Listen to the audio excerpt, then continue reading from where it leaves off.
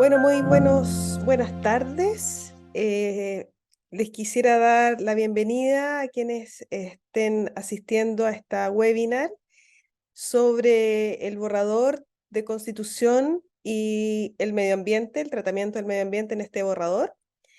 Les doy la bienvenida en el nombre del equipo del Centro de Derecho Ambiental que ha querido estar nuevamente presente en este debate tan importante a nivel nacional con algunas reflexiones preliminares sobre un texto que ya está prácticamente definido en la parte ambiental, pero que debe todavía pasar por varias etapas para su aprobación definitiva antes de someterse a plebiscito.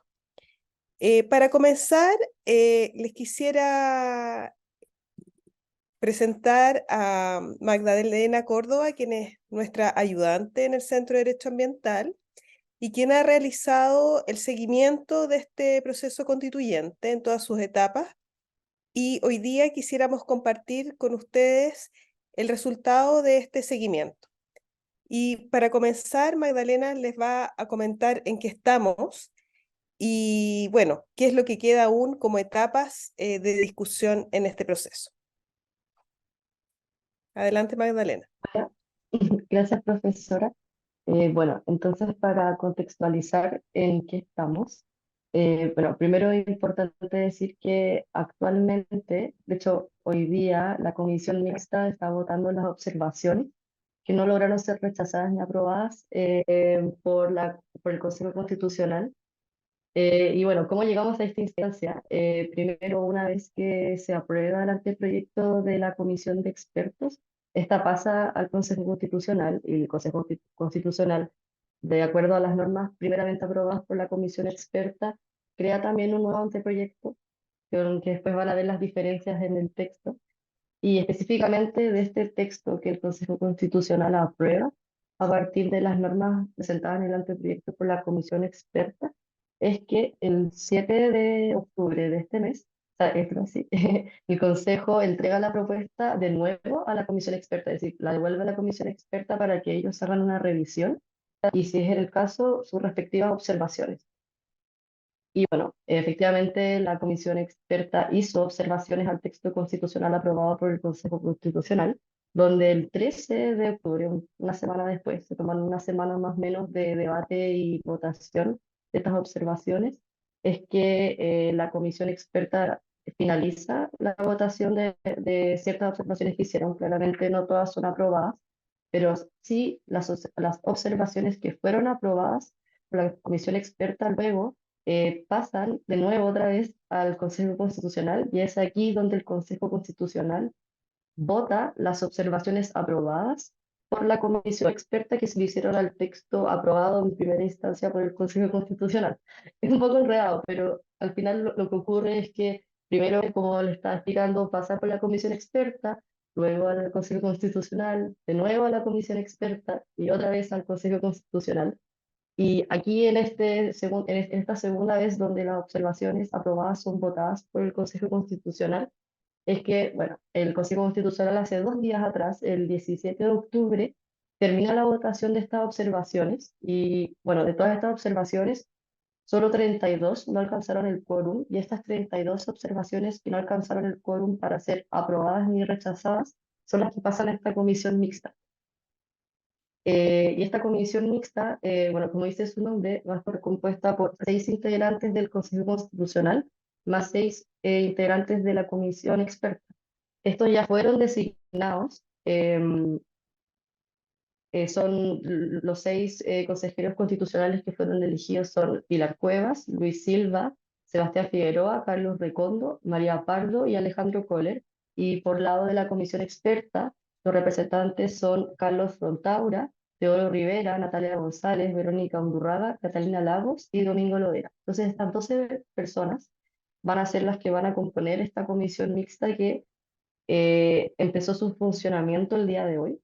Se tiene planificado el funcionamiento y las sesiones para la comisión mixta el día de hoy, jueves 19 de octubre, mañana viernes 20 de octubre y finalmente el día sábado 21, en donde en estos 3 días se van a votar estas 32 observaciones que no alcanzaron el quórum para ser aprobadas ni para poder, o sea, ni ser rechazadas. También, ya para finalizar, respecto a la etapa en que estamos ahora, que es la etapa de la comisión mixta, ya finalizando este proceso de construcción de las normas constitucionales, es que la comisión mixta también puede presentar enmiendas a las propuestas que no alcanzaron el quórum, y para esto van a necesitar un voto favorable de tres quintos. En ese caso van a poder presentar estas enmiendas a las propuestas que no alcanzaron el quórum, las que finalmente van a poder ser votadas Consejo Constitucional. Entonces, al final, ¿quién va a decidir si estas enmiendas que van a presentar la comisión mixta van a ser parte del texto final o no? Va a ser el Constitucional, y eso es lo que va a venir después, para ya luego llegar al 7 de noviembre con un texto final aprobado para luego ser plebiscitado. Muchas gracias, Magdalena. Bueno, es un proceso con muchas etapas, a veces medio confuso para quienes no estamos siguiendo el día a día de todo lo que ocurre. Así que te agradecemos mucho esta claridad inicial para pasar ahora a conocer cuáles son las normas ambientales. Y en esto quisiera hacer algunas prevenciones. Lo primero es que, como decía Magdalena, hay normas que pasan a comisión mixta, que no están, que no se aprobaron ni se rechazaron y cuya votación está pendiente. En el caso de las normas ambientales, solo hay una, por lo tanto, gran parte de la conversación que vamos a tener hoy se refiere a normas que ya están asentadas en el texto final que se someterá a plebiscito. Una segunda prevención que quisiera realizar es que, si bien ahora nos vamos a referir a las normas de carácter ambiental que hemos escogido para esta conversación, debemos tener en consideración que estas normas se insertan en un texto constitucional y en ese sentido no son autónomas ni su efecto depende solo de ellas mismas.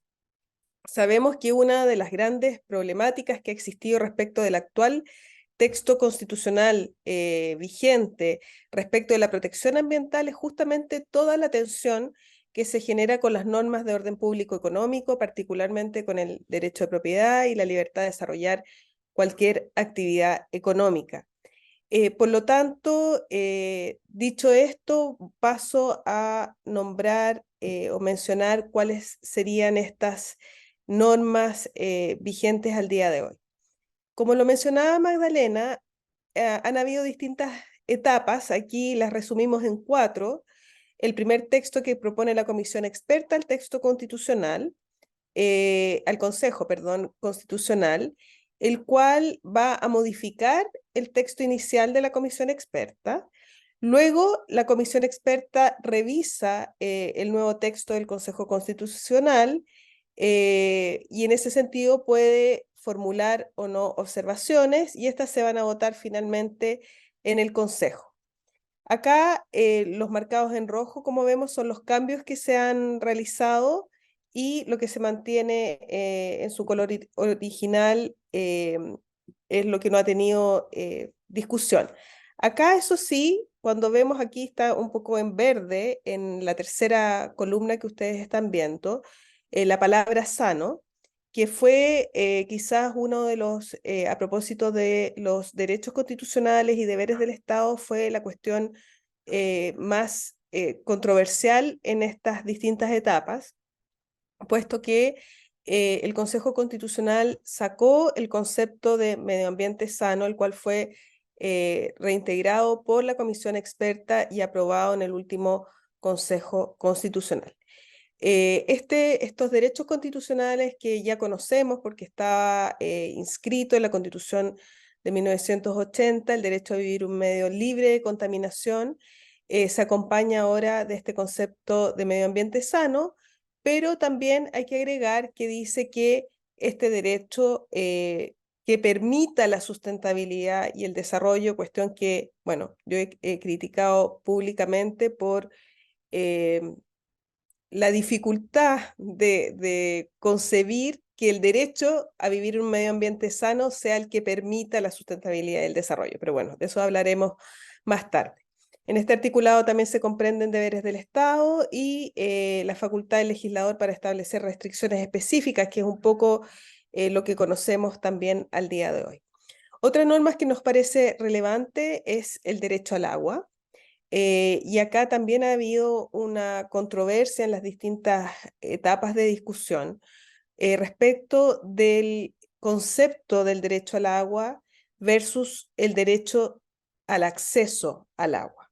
En este sentido, la comisión experta ha sido de la idea de dejar el derecho al agua que en un concepto amplio, a diferencia del Consejo que ha decidido restringirlo a lo que es el concepto de acceso al agua, cuestión que también podremos conversar más adelante.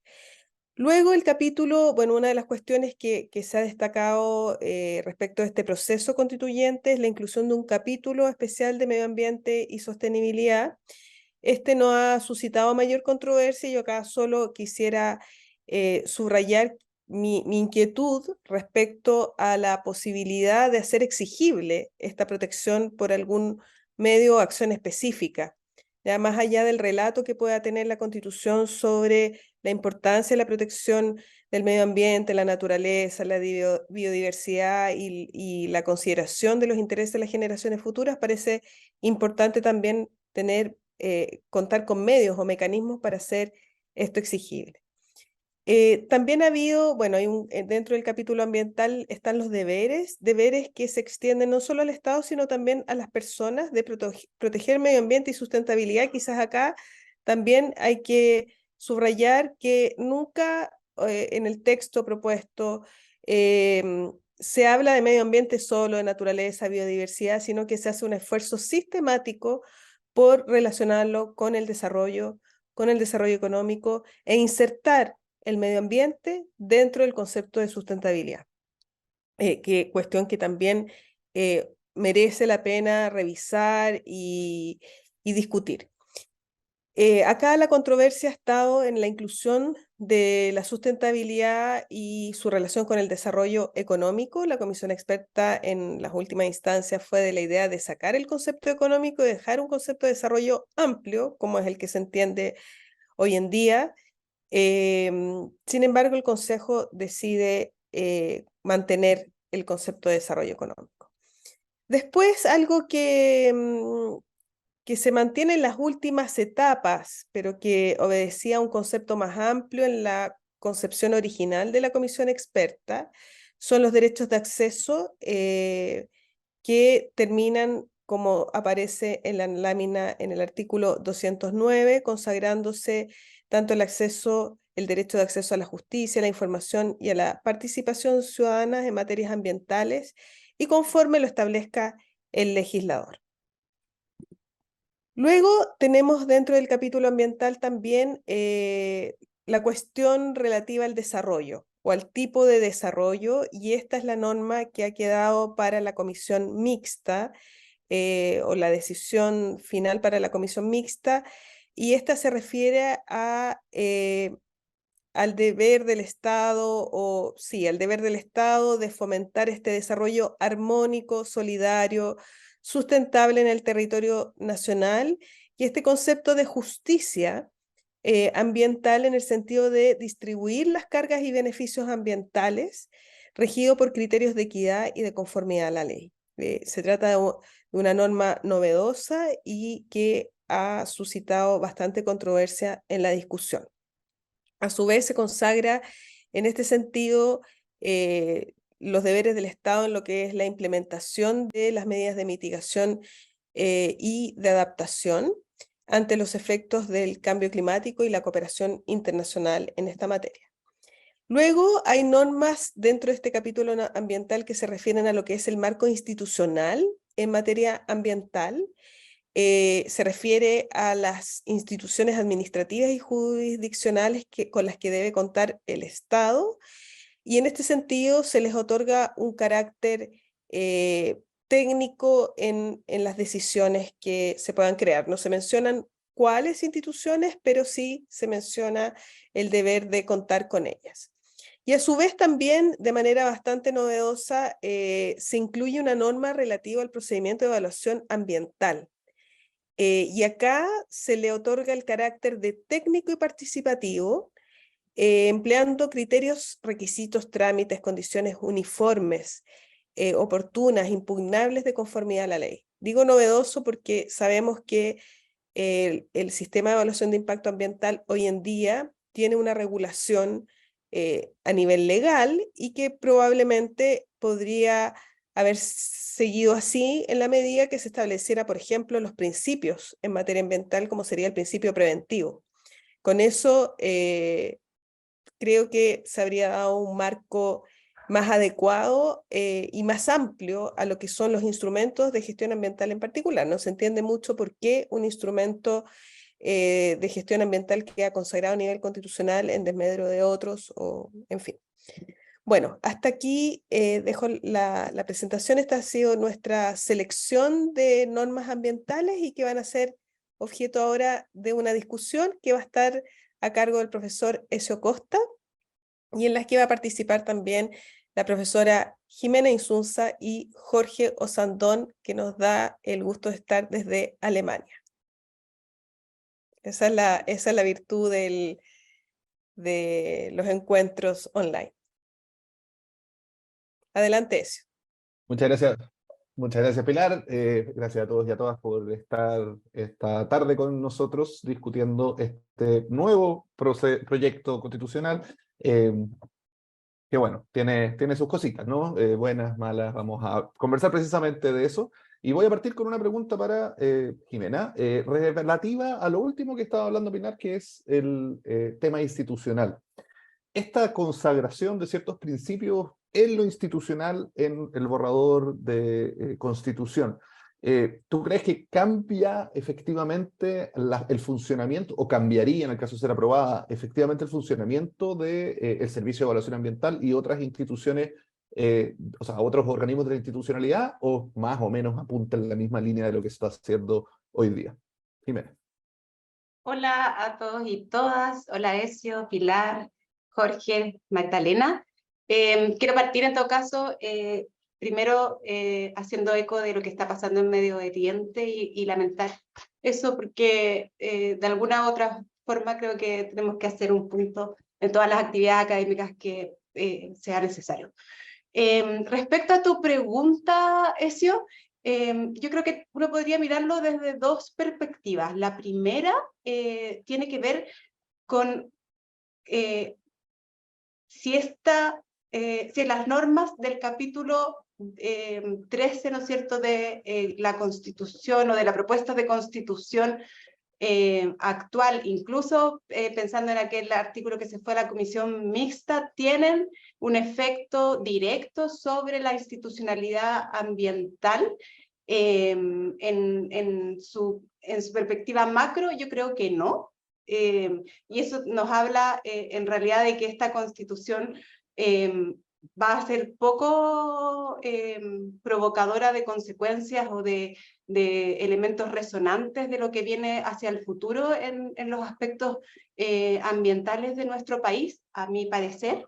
Y la intención que hay detrás de esta norma que nos leía Pilar, ¿no es cierto?, en la última instancia. Y yo creo que si bien queda morigerada porque se le incluye de conformidad a la ley, todos los adjetivos que se utilizan tienen un trasfondo de desconfianza respecto de la institucionalidad ambiental que a mi juicio no se justifica, y tratan, ¿no es cierto?, de elevarlo a nivel constitucional para que luego, ¿no es cierto?, en un desarrollo legislativo se puedan tomar decisiones objetivas, decisiones técnicas, incluyen participación porque no podrían no hacerlo, porque hoy día ya está en la 19.300, de hecho está desde el año 94, con más o menor extensión, y por lo tanto, y bueno, y tribunales, ¿no es cierto?, que ya tienen una composición mixta en la actualidad, se supone que son técnicos, por lo tanto, entonces no veo una mayor variación respecto a eso, sino más que nada creo que esas normas pueden dar a entender que hay formas de tomar decisiones que son técnicas y que por lo tanto hay un desarrollo legislativo importante que hacer ahí respecto a cómo se da esa toma de decisión. Y yo creo fervientemente que la toma de decisiones debe ser técnico-política, sobre todo teniendo un poder ejecutivo que tiene una administración que tiene márgenes de discrecionalidad, porque su esencia los necesita, y lo que uno tiene que siempre estar esperando porque haya un control jurisdiccional respecto de las arbitrariedades, ¿no es cierto?, o de todo lo que implica, ¿no es cierto?, desviación de fin, desviación de poder, etcétera, etcétera. Entonces, como que mi conclusión es que las normas propuestas nos dan un avance a una institucionalidad medioambiental que requiere, ¿no es cierto?, Chile para hacerse cargo de problemas tan sustantivos como es el cambio climático, o como lo que la ministra de Medio Ambiente repite, ¿no es cierto?, en la mayoría de sus discursos, que son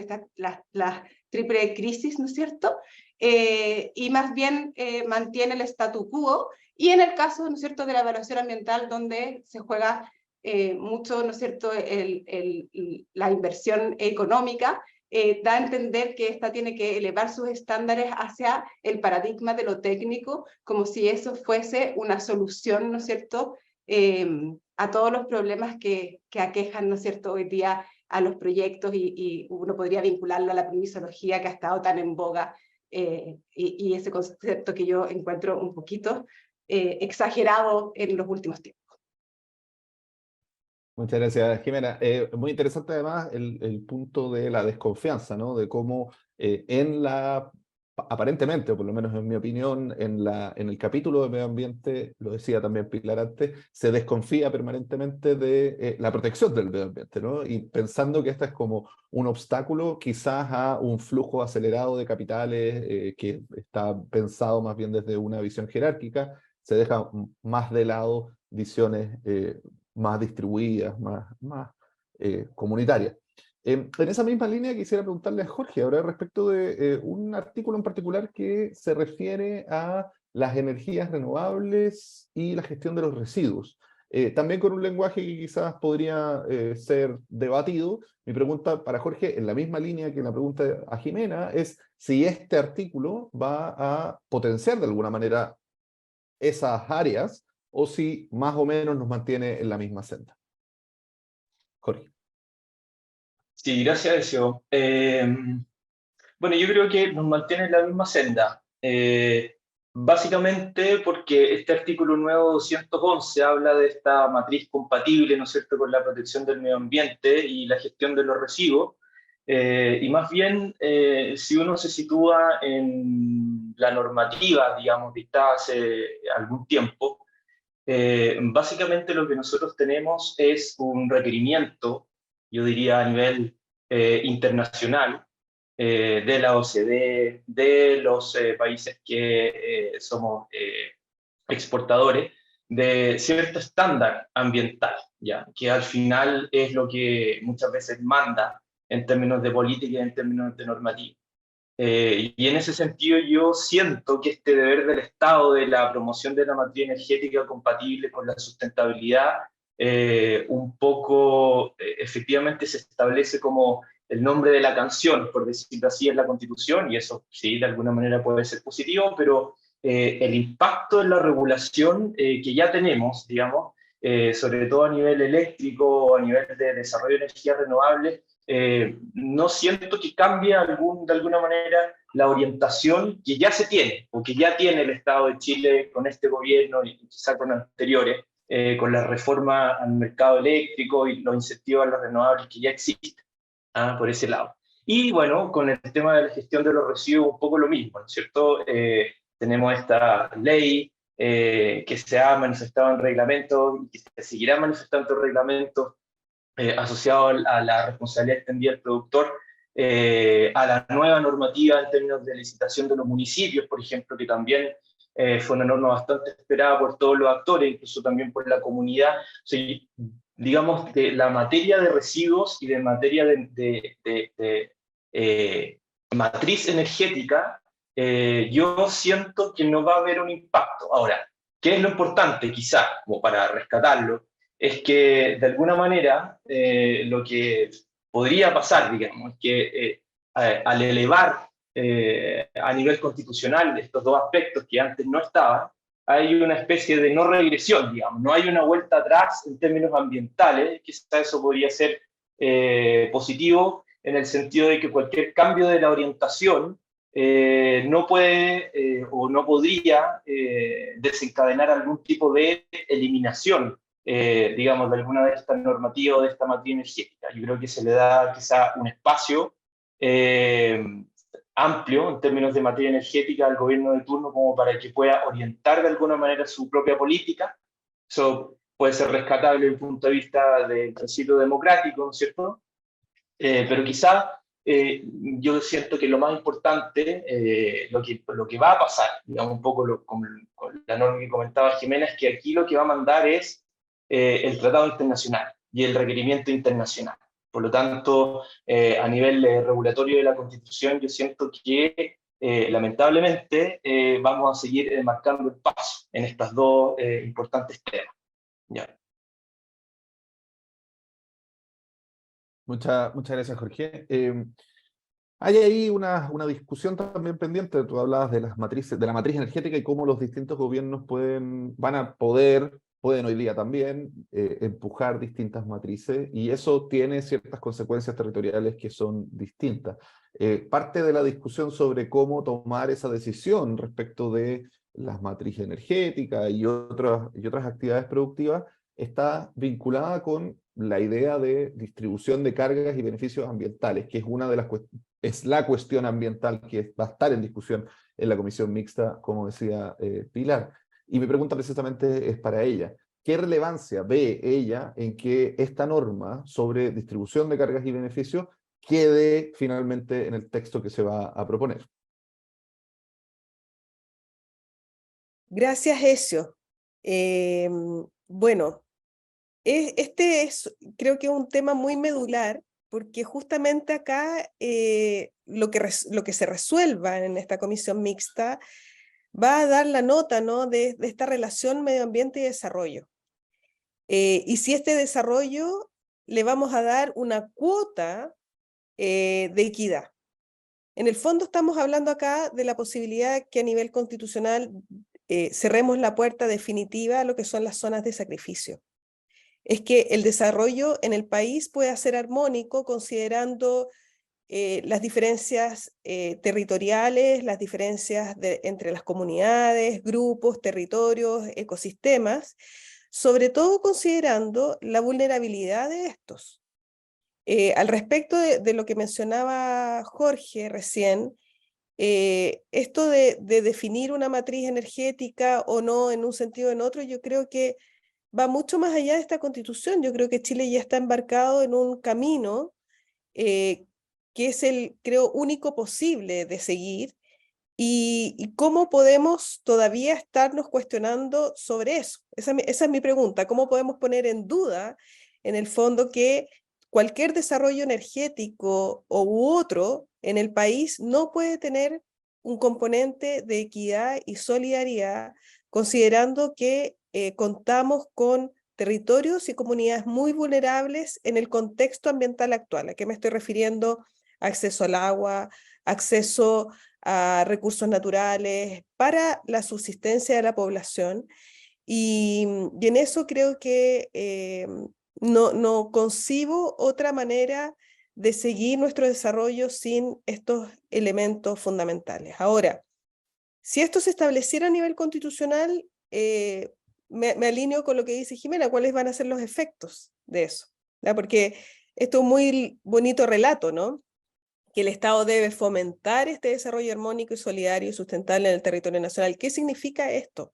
¿El Estado va a generar normativa vinculante al respecto, o va a quedar ahí como un lindo poema o deseo en la Constitución?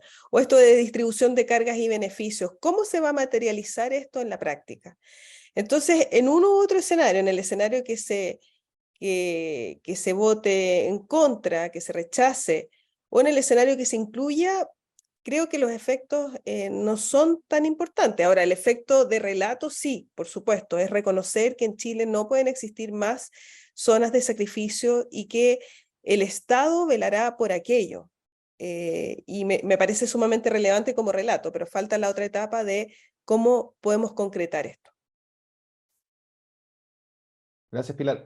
Lo que hablas obviamente está muy conectado con finalmente el modelo, la vía hacia el desarrollo que estamos pensando, ¿no? Y bueno, y también cuánto margen tiene Chile para pensar su propia vía de desarrollo en un mundo globalizado, donde además tenemos una posición en las cadenas de producción que es bastante evidente y que se está o se quiere profundizar con nuevas industrias como es la industria del hidrógeno, como es el potencial aumento de la explotación del litio. Y por eso mi siguiente pregunta para Jimena, que se refirió antes a este punto, es ¿qué tipo de discusiones cree ella que podrían darse en el marco de la idea de desarrollo sostenible? ¿Cuál es el concepto de sostenibilidad que está empujando aparentemente este texto que se nos va a proponer? ¿Y cuáles son las aperturas que puede tener ese concepto para luego disputarlo en los ámbitos jurídicos? Jimena.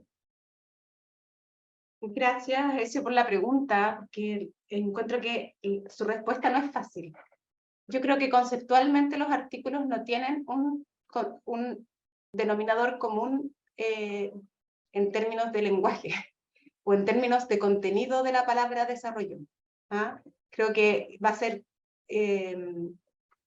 o más bien, si uno lee cada artículo, uno puede deducir de qué desarrollo estamos hablando, ¿ah? O cuál es el contenido de la palabra. Por ejemplo, cuando habla de desarrollo armónico, solidario, uno tiende a pensar, claro, ahí estoy hablando de un desarrollo sustentable porque esas características son más propicias, ¿no es cierto?, más adecuadas a un desarrollo sustentable. Pero en otros casos, cuando estamos hablando de desarrollo a secas, estamos hablando de desarrollo económico. Cuando habla de la colaboración pública y privada en el desarrollo, ¿no es cierto?, está hablando de un desarrollo económico y no de un desarrollo sustentable donde están los tres pilares, ¿no es cierto?, que siempre he conocido, que es el económico, social y ambiental. Entonces yo creo que hubo falta de coherencia en los términos de la elaboración de estos artículos para que pudieran tener un concepto de desarrollo común, y creo que se evitó, y si no me equivoco, ¿no?, a diferencia de la comisión experta, se evitó usar el desarrollo sustentable como denominador. ¿Ah? La comisión de experta era más coherente en ese sentido, y aquí hay muchas más reducciones en términos de eliminación del apellido y también variaciones en términos de lo que tiene que ir persiguiendo cada una de las normas.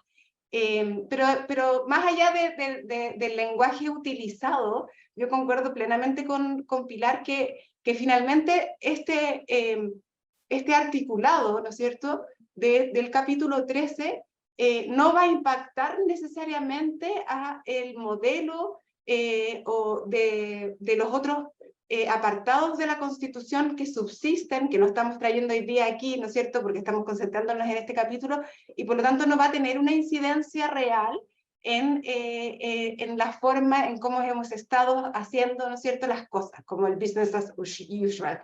Uno podría pensar que no tienen impacto porque además no tienen mecanismo de exigencia, de exigibilidad.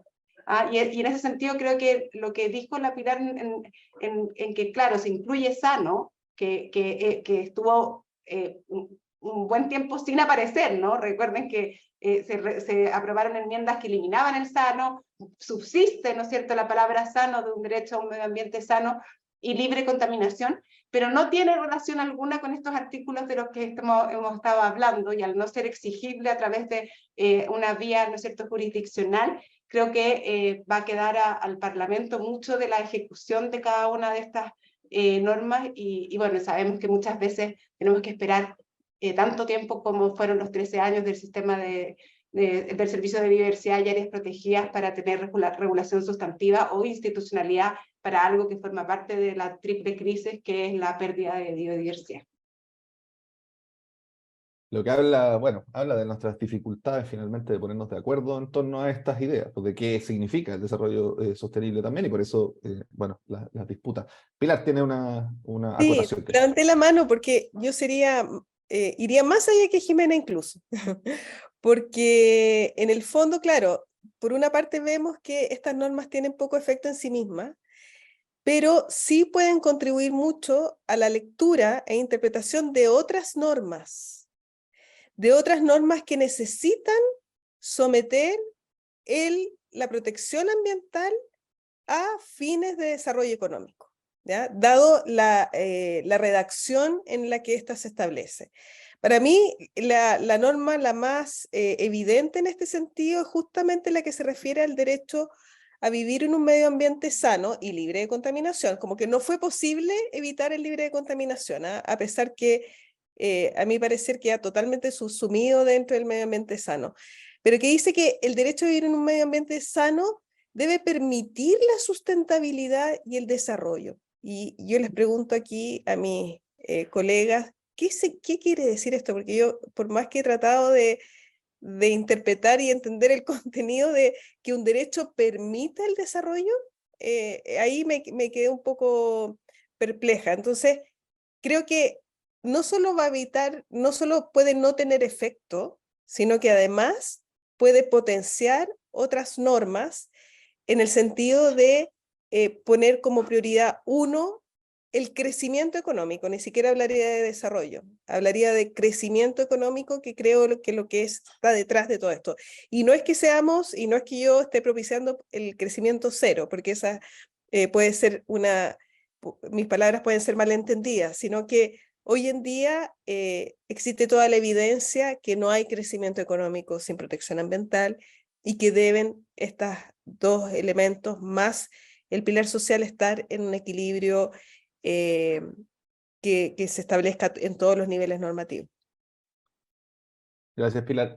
Yo voy a poner un punto ahí también, un punto quizás esperanzado de este tipo de cosas. Tengo la impresión de que incorporar una idea de crecimiento o de desarrollo en la discusión del derecho público podría ser beneficioso, en el sentido que hoy día tenemos al crecimiento con sus bases conceptuales, varias de ellas erróneas, son bases conceptuales de la economía neoclásica, lo tenemos como una especie de supravalor. O sea, se discute sobre el crecimiento, se resuelve en base al crecimiento, pero jamás existe una revisión jurídica de qué significa eso. Y por tanto tampoco hay una ponderación entre el crecimiento y los derechos fundamentales, por ejemplo, en la toma de decisiones administrativas, ni tampoco hay una revisión judicial posible. Incorporarlo quizás nos va a permitir una discusión más abierta de si es verdad y es preferible tomar una decisión puntual en base a la idea de crecimiento o en realidad en esa decisión puntual, supongamos la aprobación de un proyecto, o en verdad en esa decisión puntual, la ponderación entre lo que aporta el crecimiento y la vulneración de derechos que significaría, nos hace preferir que no se haga ese proyecto, por ejemplo, ¿no? Pero bueno, eso es parte de la discusión que quería también plantearle a Jorge ahora, a propósito del derecho al ambiente sano. Y particularmente porque el derecho al ambiente sano en la interpretación que hace la Corte Interamericana, en la opinión consultiva 2317, es bastante inclusivo de otras variables ambientales. Y entonces quizás algunas de las que están en este proyecto, en este borrador, podrían quedar incorporadas dentro de la idea de ambiente sano o no. Jorge, tu opinión sobre la manera en que quedó el ambiente sano. Pilar ya ha dado un punto, yo he dado otro. Tu punto, por favor. Sí, bueno, este artículo 21, yo, en términos de opinión, yo tengo dos opiniones contrapuestas respecto de esto, en el fondo, por eso sería necesario hacer la distinción. Efectivamente, respecto del ambiente sano y libre de contaminación, yo siento que en términos de texto formal ganamos. ¿En qué sentido? Ganamos de forma acumulativa, ¿no? No siento que gane algo directamente el medio ambiente, en términos de que podemos ganar los abogados en toda la tinta que se va a gastar en qué significa uno y otro. Ganamos en el sentido de que toda la jurisprudencia, texto, doctrina, fuentes primarias, secundarias, referida al libre de contaminación que hemos tenido hasta ahora, va a seguir vigente. Y eso de alguna manera le da un espaldarazo al desarrollo del derecho ambiental chileno, digamos, constitucional y regulatorio en específico, ¿ya? Por lo tanto, esa parte de libre contaminación no va a estar derogada, por lo tanto vamos a poder, digamos, los profesores o los jueces seguir acudiendo a ellas, cosa que cuando se deroga totalmente alguna norma o alguna referencia, es más difícil rescatarla, digamos, de los archivos arqueológicos del derecho ambiental. Por ese lado, siento que se gana. Y en términos de lo sano, efectivamente se abre toda una nueva oportunidad, como lo comentaba Pilar y como tú también muy bien lo comentabas, Ezio, de las interpretaciones de la Corte Interamericana. Efectivamente toda la doctrina, y uno podría decir latinoamericana, en torno a lo que significa sano, cuáles son sus límites, sus requisitos, sus condiciones, y por lo tanto ahí hay una ganancia en términos de que podemos abrir el debate a qué significa, ampliar por lo tanto el derecho y la garantía, sin perder lo que hasta el momento se ha llevado a cabo en Chile con el tema de libre contaminación. Esa es la perspectiva positiva, digamos, de ese artículo 21. Lo negativo, y yo siento que es lo más nefasto del texto actual, es que finalmente, como un poco tomando las palabras de Pilar, este es uno de los pocos derechos que van a ser una especie de derecho dirigido, ¿no es cierto?, con esta segunda parte que permita la sustentabilidad del desarrollo. Una garantía constitucional dirigida, una garantía constitucional condicionada, que va a dar objeto a debates que van a tender a, muy probablemente, a restringir una garantía constitucional dentro de la garantía misma constitucional. Es decir, va a ser constitución contra constitución, ¿ya? Por lo tanto, yo creo que ahí va a haber un debate que va a ir ampliando y restringiendo el derecho de acuerdo a la conformación de la tercera sala, en el caso del recurso de protección, en el caso de quien esté en el gobierno, en el caso de la constitución de los profesores en las distintas universidades. Por lo tanto, dejar esa puerta abierta al debate cuando muchas veces esta garantía no debiese ser puesta en dudas, digamos. Yo creo que es probablemente lo más negativo en términos de garantías constitucionales si uno la compara con las demás garantías constitucionales. Eso. Gracias, Jorge. Jimena tiene la palabra. No, muy cortito, que yo quiero hacer hincapié probablemente en la mirada negativa de Jorge, en el sentido de contraponer lo que proponía la comisión experta, ¿no es cierto?, que permita la existencia y el desarrollo de la vida en sus múltiples manifestaciones. O sea, es totalmente opuesto, ¿no es cierto?, es en la antípoda a permitir la sustentabilidad y el desarrollo. Entonces, creo que más bien tal como está hoy día, aprobado de esa manera, creo que es una restricción a una garantía que nos ha costado mucho que sea expansiva. ¿Ah? Y hacer copulativo, sano y libre de contaminación, más este apellido, ¿no es cierto?, la limita por más que podamos derrochar tintas de lápices o plumas, ¿no es cierto?, los abogados. Gracias, Jimena. Es un muy buen punto, ¿eh? Cambiar la protección del desarrollo de la vida por del desarrollo económico da cuenta de un espíritu especial que tiene esta Constitución. Este proyecto. Vamos ahora con otro derecho. Le quiero volver a dar la palabra a Pilar a propósito de el derecho de acceso al agua, que es la manera en que finalmente se fraseó ese derecho en esta propuesta, y también de la normativa sobre los derechos de aprovechamiento de aguas. Una discusión larguísima en nuestro país a propósito de la manera en que se impusieron estos derechos en el Código de Aguas del 81 y la Constitución del 80 también, que no se ve muy variada, ¿no?, por este borrador constitucional. ¿Qué significa eso para efectos de la estabilidad bueno, no solo del derecho de agua, sino que la estabilidad también de la paz social en nuestro país, Pilar, de acuerdo a lo que tú has estudiado de derecho de aguas? Me robaste la palabra, eso. Paz social. Estaba pensando justamente desde hace un rato, escuchando aquí a mis colegas, para que vean que tenemos controversias también acá en el Centro de Derecho Ambiental. Y estaba pensando en la paz social a propósito del mensaje que nos dio Jimena sobre Medio Oriente, sobre la situación que hemos vivido en nuestro país también, y sobre el rol que debiera tener un texto constitucional, que es justamente brindar esta paz social.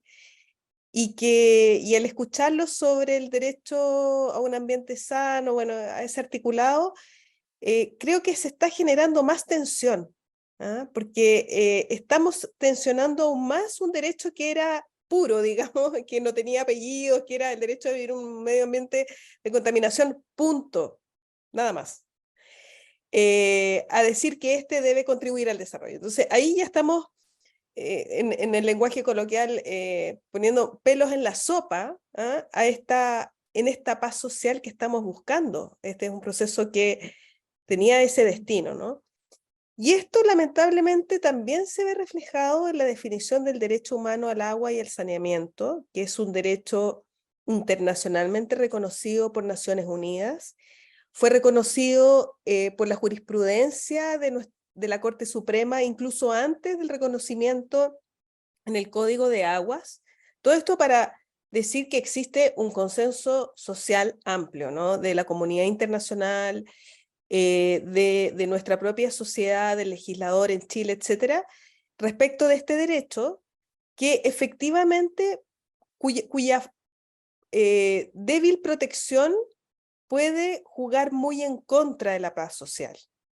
En un país como Chile, que se enfrenta a una situación crítica en materia de aguas, vemos que los escenarios hídricos futuros son complejos en la zona norte y centro, que la zona central del país se va a parecer a lo que es nuestro norte de Chile hoy día, que el sur de lo que conocemos hasta Chiloé va a ser un poco, va a tener el clima de la zona central, y eso es una cuestión muy real, muy concreta, muy técnica, si quisiéramos seguir la mirada de los constituyentes. Y pese a ello, ha habido un empecinamiento por querer reducir el contenido del derecho humano al agua. ¿Por qué digo reducir? Porque el reconocimiento del derecho humano al agua, según la Asamblea General de Naciones Unidas, significa o tiene como contenido varios elementos. Primero, se refiere a que el agua sea suficiente, o sea, el abastecimiento del agua por persona debe ser suficiente, continuo para su uso personal y doméstico. Luego debe ser saludable, estamos hablando de la calidad del agua, ¿no? Que no es suficiente, valga la redundancia, con que ésta alcance a cubrir las necesidades, sino que además esta debe ser saludable, ¿ah? Porque sabemos que de lo contrario, bueno, esto puede tener efectos muy peligrosos para la población.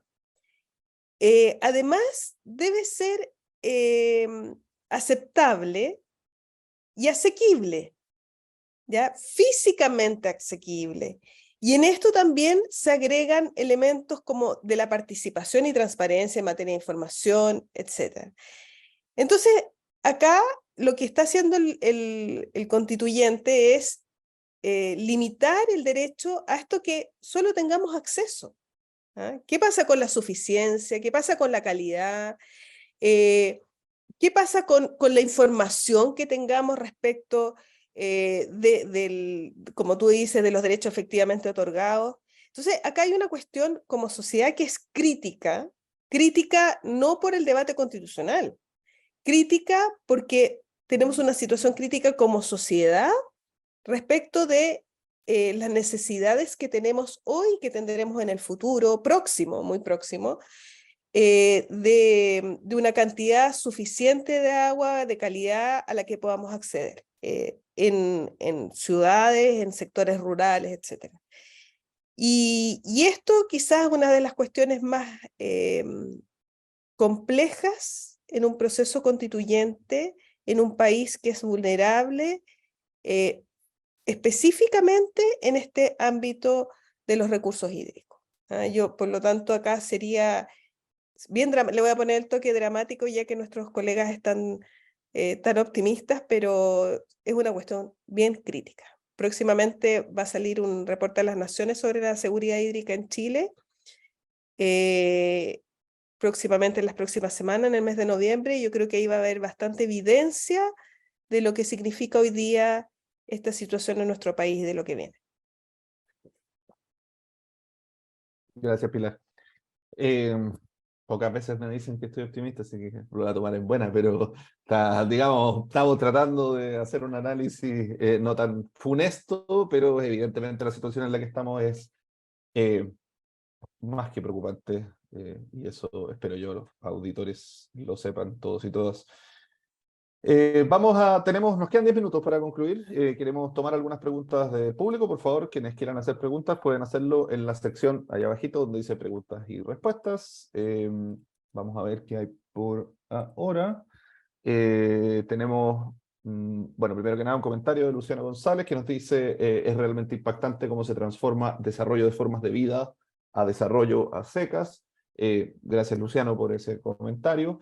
Luego tenemos un asistente anónimo que pregunta, ¿de qué manera la posibilidad de que los hidrocarburos pasen a ser concesibles puede alterar la política climática de Chile relativa a la transición energética? Le voy a pedir a Magdalena, que ya no está, no sé, ahí está, que revise si finalmente quedaron concesibles los hidrocarburos. Yo creo que ese es un punto importante antes de contestar esta pregunta, porque no estoy seguro si en las últimas votaciones eso se modificó o no. Vamos a ponerle un pin ahí mientras Magdalena busca y vamos a ir con otra pregunta. Felipe Contardo nos pregunta si se mantiene una acción de protección ambiental o similar que permita ser la vía exigible de la garantía. Profesores, profesoras, ¿quieren tomar esta pregunta alguien?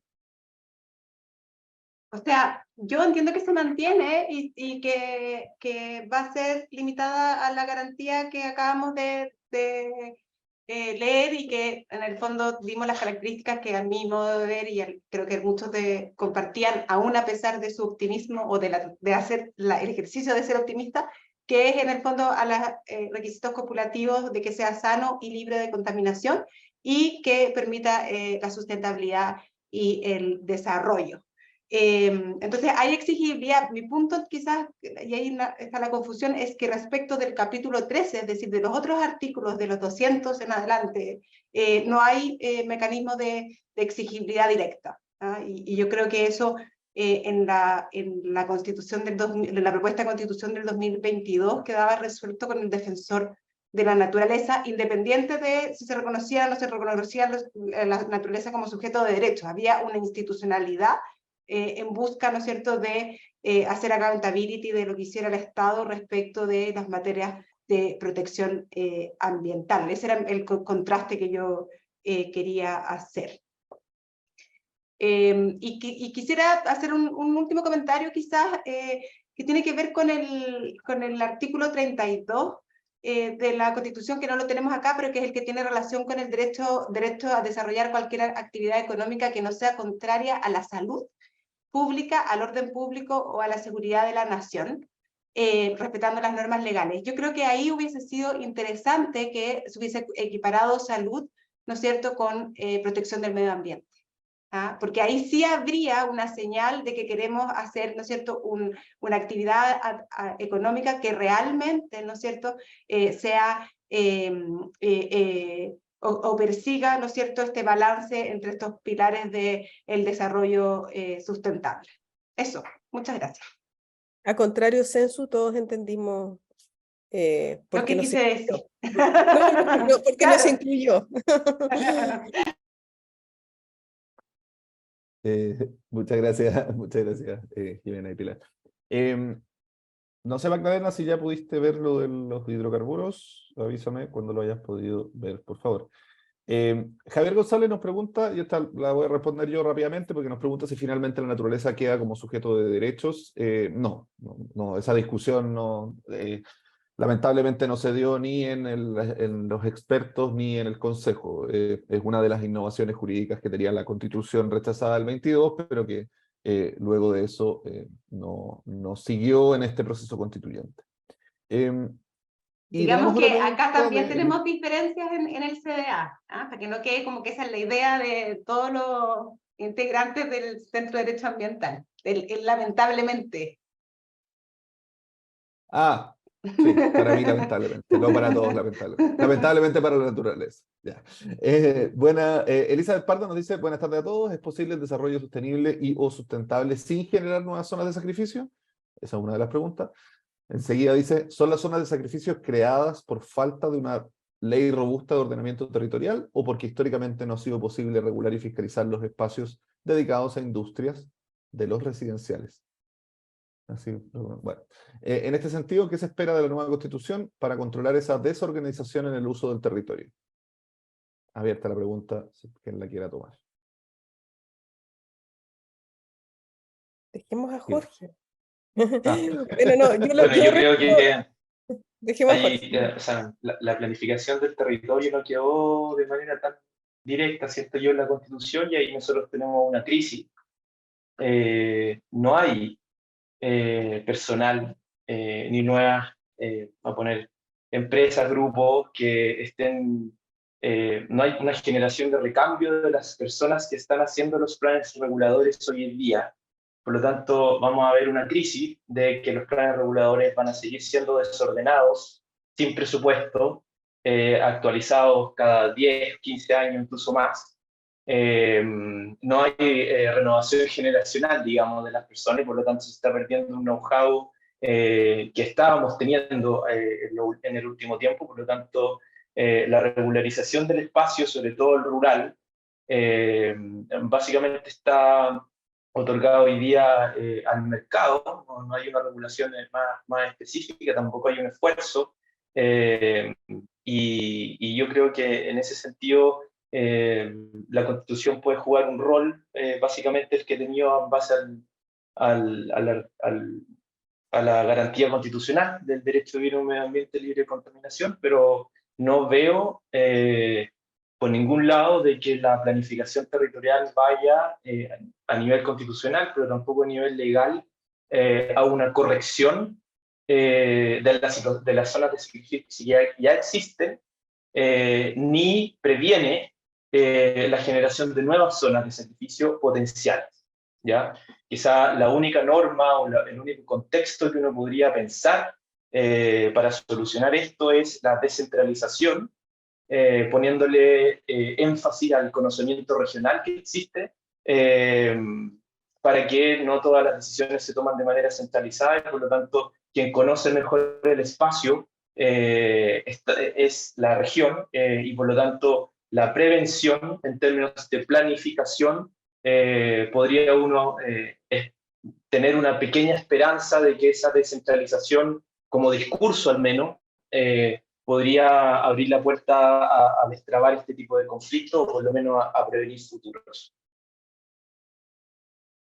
Muchas gracias, Jorge. Pilar, tiene la palabra. Es un complemento, porque bueno, ya estamos casi en la hora, pero bueno, si la aspiración es al desarrollo realmente, al desarrollo económico, el elemento del ordenamiento territorial es básico. Si nosotros vemos la experiencia de países desarrollados, tienen un ordenamiento territorial bastante robusto y en el que la participación justamente de los gobiernos locales es bastante importante.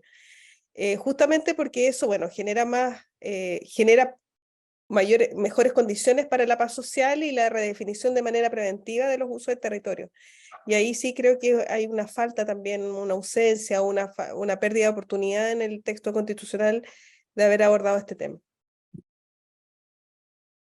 Muchas gracias, Pilar. Bueno, estamos en la hora, le agradecemos a todos. Vamos a dar la respuesta de los hidrocarburos. Magdalena me mandó efectivamente el texto.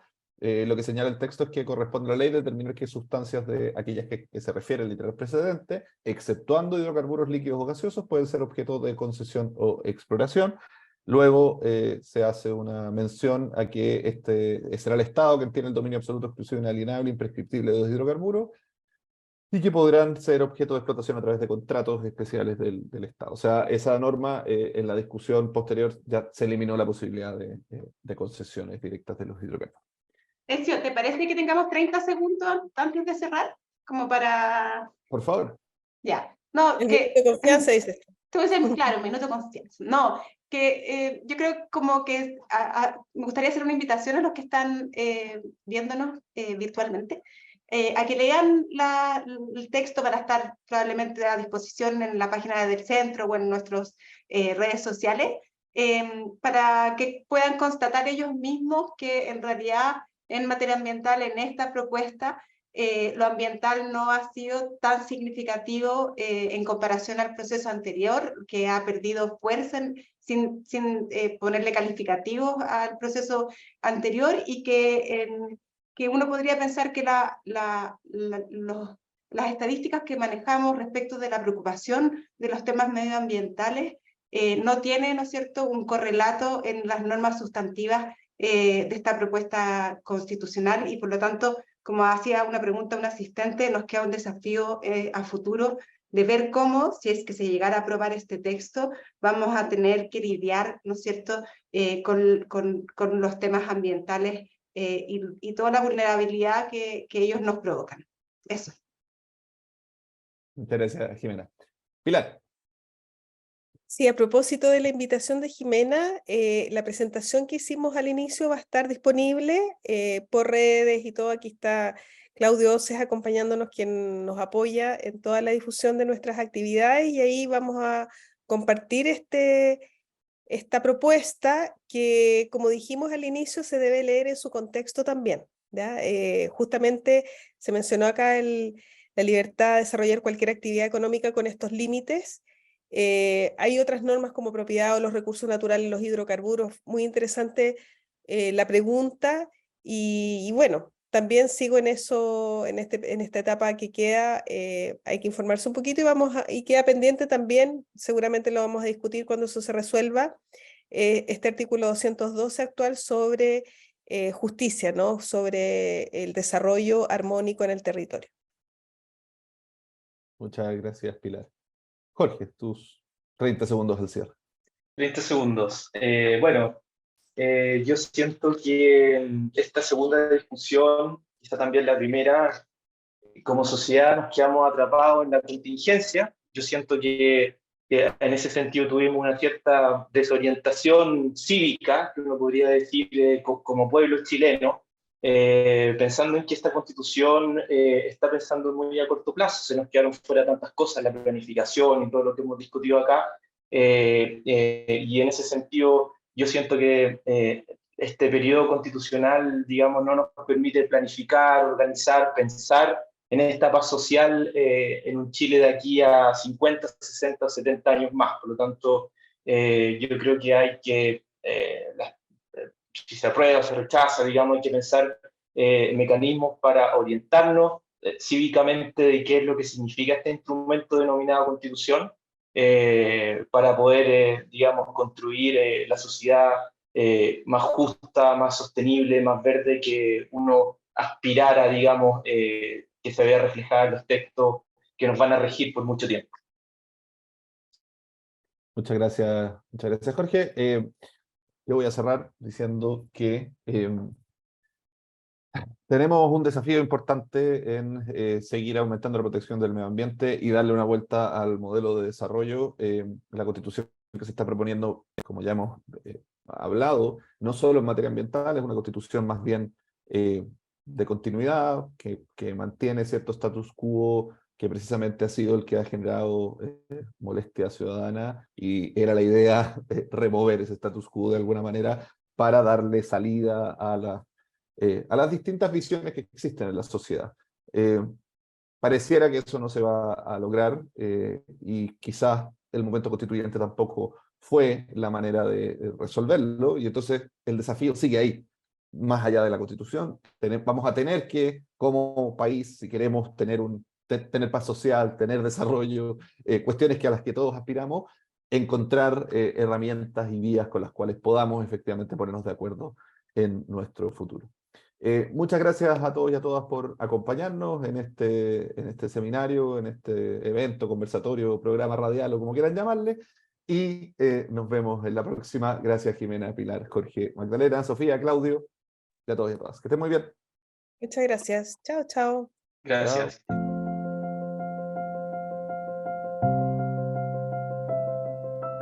Chao.